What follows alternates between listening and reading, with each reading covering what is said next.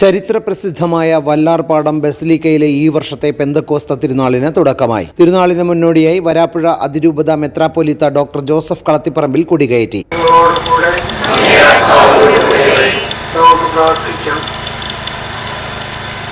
ഞങ്ങളുടെ സൃഷ്ടാവും നിയന്താവുമായ ദൈവമേ, അങ്ങയുടെ മഹത്വത്തിനും പരിശുദ്ധാത്മാവിൻ്റെ സ്തുതിക്കായും ഞങ്ങൾ ഉയർത്തുന്ന ഈ പതാക കാരുണ്യപൂർവ്വം ആശീർവദിക്കണമേ.